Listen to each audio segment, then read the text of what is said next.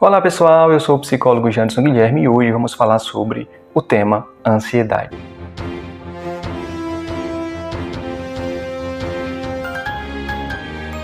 Antes de começarmos, pessoal, peço encarecidamente, se você ainda não é inscrito no canal, se inscreve aqui no botão de inscreva-se, deixa seu like, seu comentário, para que o canal venha crescer e alcançar mais e mais pessoas. Para começarmos, pessoal, é importante entendermos que a ansiedade é sim uma resposta fisiológica e, vamos colocar aqui, emocional, natural, frente aos estímulos do ambiente, frente aos acontecimentos da vida.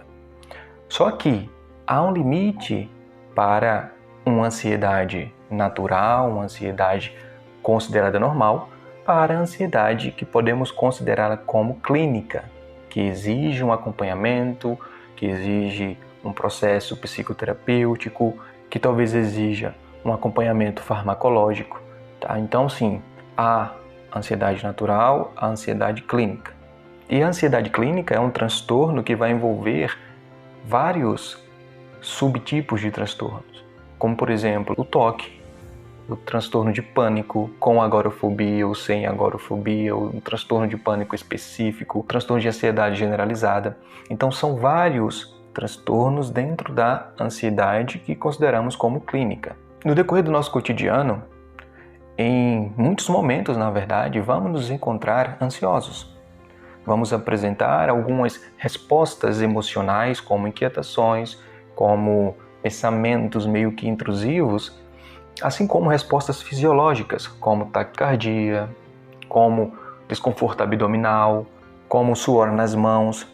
Ah, mas isso é normal? Sim, são respostas fisiológicas frente às situações do ambiente. Só que, assim, essas respostas, elas podem ser apresentadas tanto quando os estímulos do ambiente são aversivos, ou seja, quando algo é perigoso, e em relação à ansiedade, quando algo no futuro parece ser ameaçador, parece que pode gerar algum sofrimento, apresentamos os sintomas ansiosos. Assim como, por exemplo, quando uma pessoa vai no show do Coldplay do dia 22 de abril e ela já começa a apresentar sintomas ansiogênicos. Essa ansiedade, ela não está relacionada a um fator futuro ameaçador ou aversivo, mas um fator futuro que pode gerar para essa pessoa prazer, bem-estar, felicidade, alegria. Então, assim, sintomas ansiosos podem ser apresentados tanto para fatores ameaçadores quanto fatores que podem trazer alguma alegria, alguma felicidade, algum prazer, entende? E aqui nós vamos nos concentrar para os fatores que parecem ser ameaçadores, porque é aí que entra também um processo clínico mesmo, porque o que gera sofrimento é aí que precisamos colocar nossa atenção. Na verdade, pessoal, todo transtorno, para ser caracterizado como um transtorno, ele precisa necessariamente gerar desconforto para a pessoa, ele precisa gerar um mau funcionamento do organismo e um mau funcionamento comportamental no cotidiano de uma pessoa. Então, se você sente sintomas fisiológicos como sudorese, taquicardia, desconforto abdominal, e isso tem acontecido constantemente, cotidianamente, e tem gerado um mau funcionamento nos seus relacionamentos, no trabalho, no ambiente familiar, é um caso, sim, que há necessidade de procurar profissionais capacitados, realizar psicoterapia, talvez até o uso de um fármaco. Mas se não houver um mau funcionamento, se não houver um sofrimento, podemos considerar essa ansiedade como algo natural do organismo, do ser humano, frente aos estímulos do ambiente que parecem ameaçadores, mesmo que estejam atrelados ao futuro. Mas nesse caso, pessoal, quando olhamos para a ansiedade clínica, aquela que precisamos nos preocupar, é importante que venhamos entender que nenhum comportamento é apresentado ao acaso, ou seja, você não vai apresentar um comportamento de taquicardia, ou você não vai apresentar um comportamento ou uma resposta fisiológica de hiperventilação ou de sensação de que pode vir morrer, entende? Como no transtorno de pânico. Você não vai apresentar esses comportamentos, as respostas fisiológicas privadas ao acaso. Há motivos e há estímulos por trás desse comportamento. Para a sua vida e para o seu contexto, esse comportamento tem uma função. E é importante que, para que venhamos enfrentar esses comportamentos, essas sensações desconfortáveis, que venhamos entender qual é o motivo por trás dessas respostas. A primeira coisa que é importante que venhamos entender quando falamos em ansiedade ou qualquer outro desconforto, seja ele fisiológico ou emocional, é procurar entender o que gerou essa resposta, o que gerou esse desconforto. Porque quando você consegue identificar isso, de certa maneira fica mais fácil de você encontrar meios e estratégias mais eficientes para lidar com a causa, não com os sintomas. E para além de identificar esse motivo por trás da resposta, é importante entendermos que também algo que mantém o nosso comportamento sendo apresentado, que aumenta a probabilidade de ele vir a ser apresentado, são as consequências. Principalmente, pessoal, as consequências reforçadoras.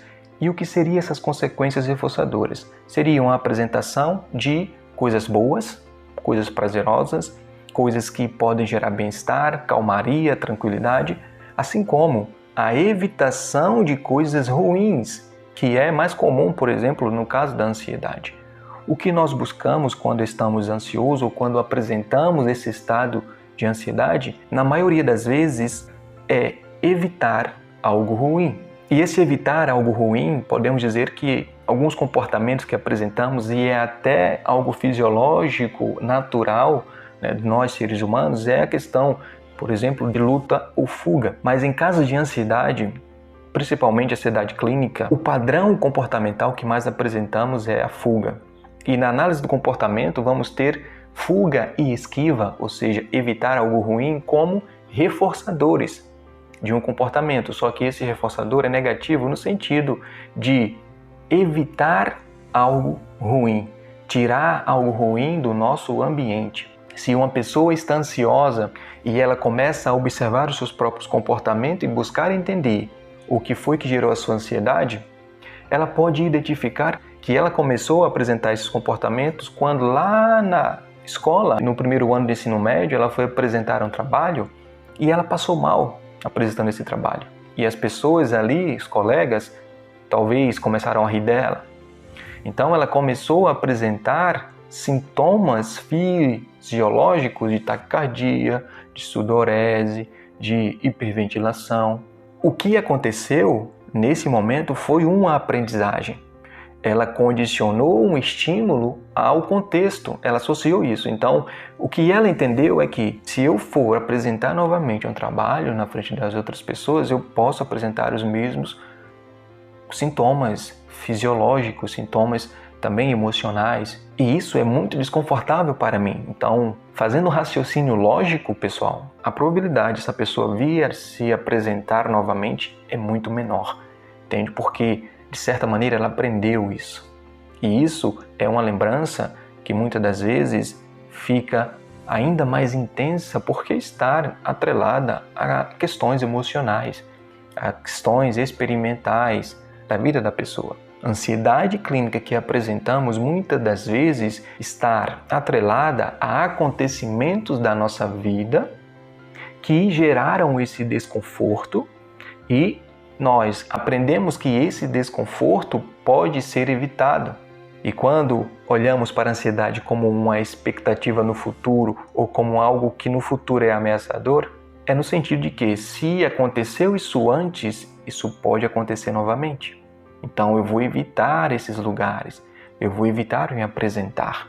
Só que o que acontece, pessoal? Muitas das vezes, se a pessoa não se auto-observa, se ela não observa a sua relação com o ambiente, ela não vai conseguir identificar que essas respostas fisiológicas, que essas respostas emocionais estão ligadas a uma experiência que ela teve em outro momento. Portanto, a importância de você começar a aperfeiçoar e a desenvolver melhor a sua auto-observação.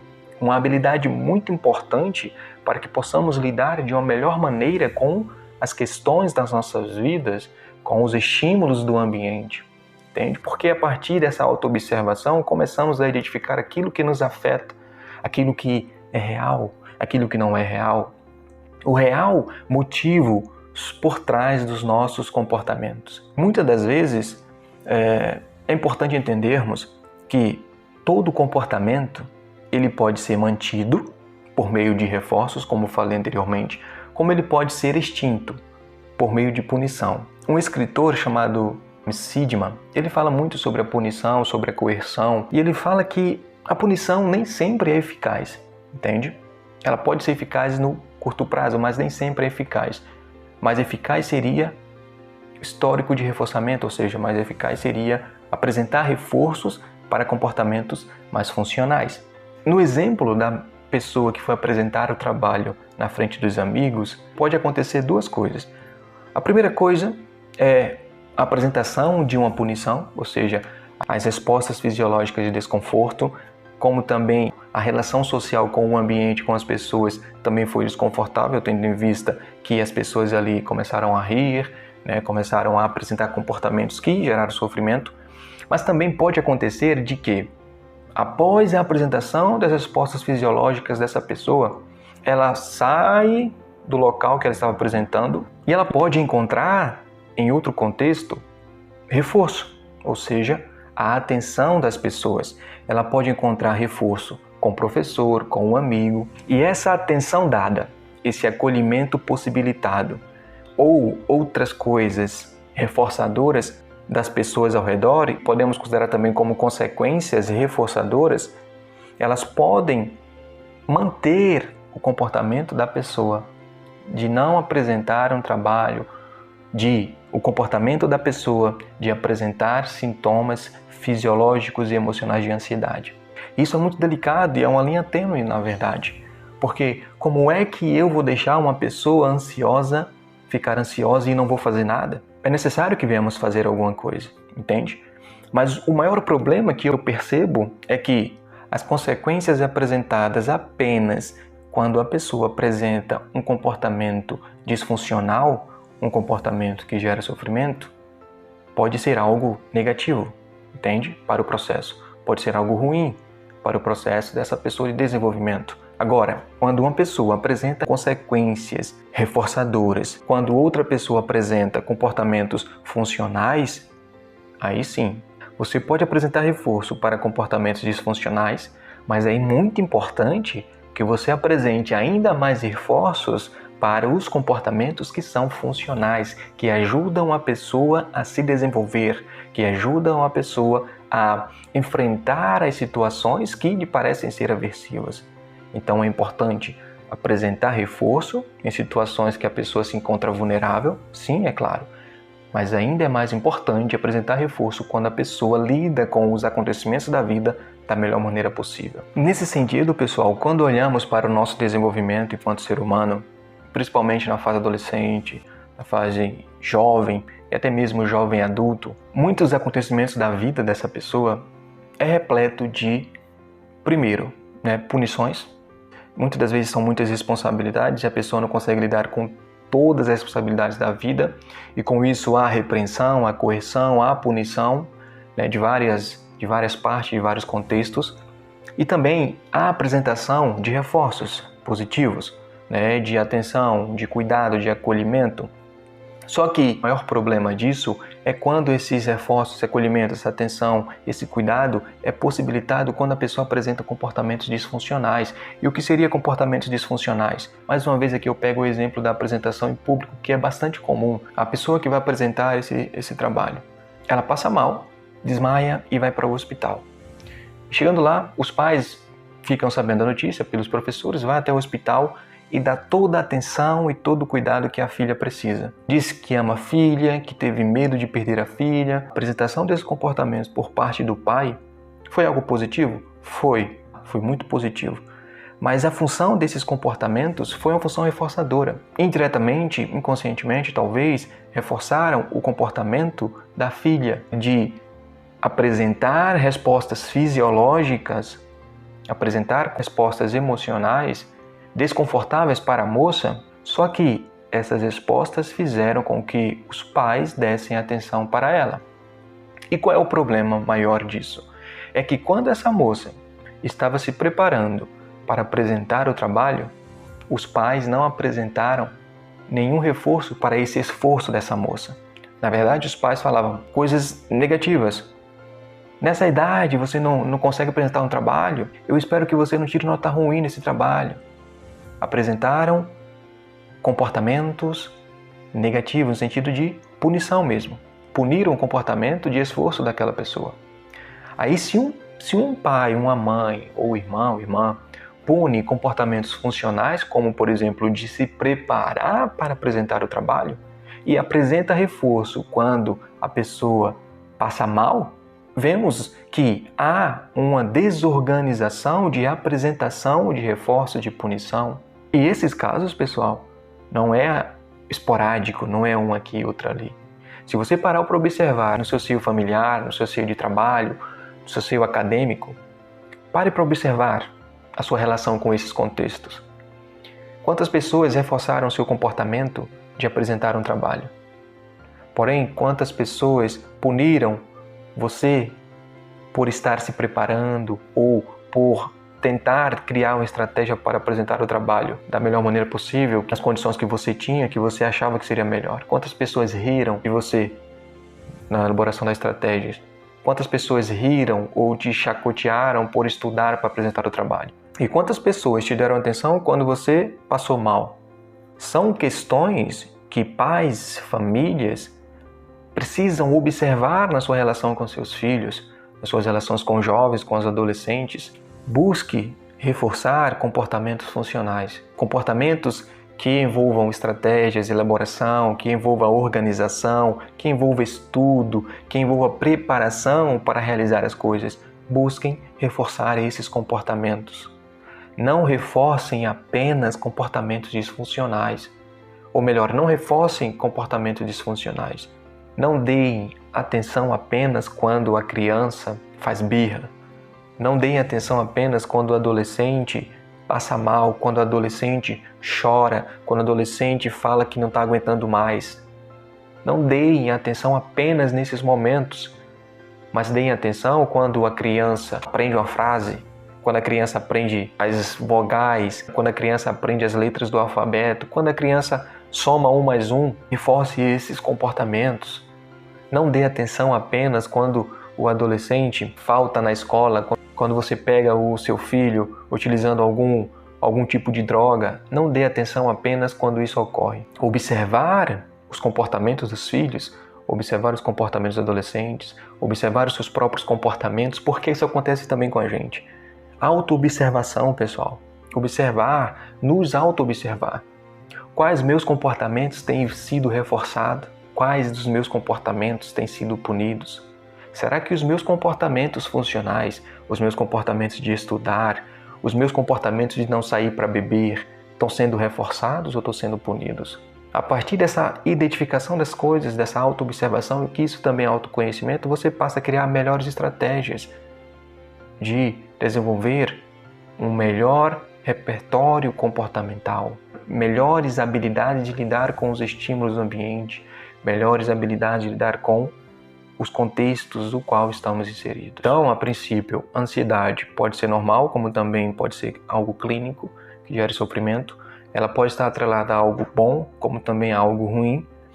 Só que os comportamentos apresentados por ela podem ser mantidos por você e pelas pessoas que estão ao seu redor. Portanto, comece a se auto-observar, comece a observar as suas relações, para que a partir disso você consiga identificar o que gerou a ansiedade e as consequências que ocorrem após a apresentação das respostas ansiosas, porque aquilo que mantém esse comportamento é tão importante quanto aquilo que gera, porque a consequência ela se torna um estímulo para a apresentação do mesmo comportamento, se for reforçado, é claro. E é isso que vemos comumente no dia a dia, só que, como eu falei, as pessoas reforçam comportamentos disfuncionais e esquecem de reforçar comportamentos funcionais que vão melhorar a vida da pessoa. Bom, pessoal, espero que tenham gostado do vídeo. Foi um vídeo mais analítico comportamental, mas eu espero que tenha sido útil para vocês. E se foi útil, compartilhe esse vídeo com outras pessoas, tá? Para que elas possam ter acesso